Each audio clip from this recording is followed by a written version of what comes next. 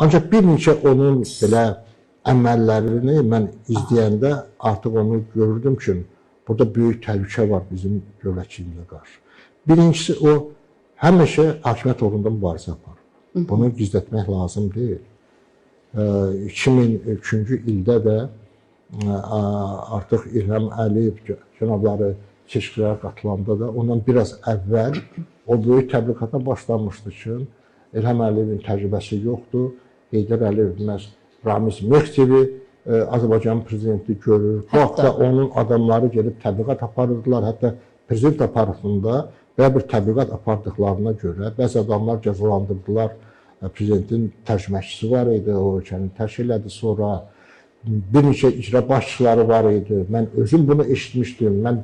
Bir dəfə mənim də yanıma gəlmişdilər ki, bilirsiniz, Heydər Əliyev yalnız Ramiz Mehdiyevə o hakimiyyəti verə bilər. İlham Əliyev çox cavandır.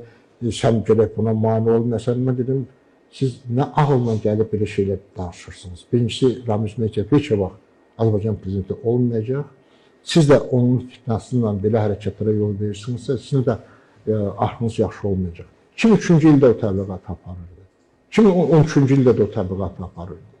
Mehriban xanım birinci vitse-prezident seçiləndə də o öz əlatları vasitəsilə hansısa ictimai təşkilatları buna qarşı, partiyaları buna qarşı qaldırmaq istəyirdi ki, cəmaət güya ki, etiraz edir Mehriban xanıma. Halbuki bütün bu işlərin arxasında Ramiz Mehdiyev dururdu. Yəni onun hakimiyyət iddiası çox güclüydü və ikinci, birbaşa Moskva ilə bağlı adam idi.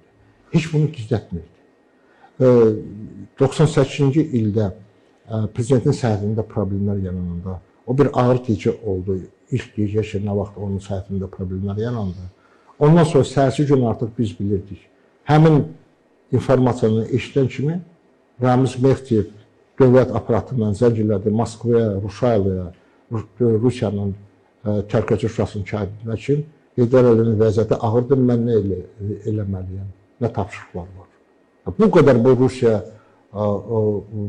bağlı adam idi. Bu kimi baxırdı Rusiya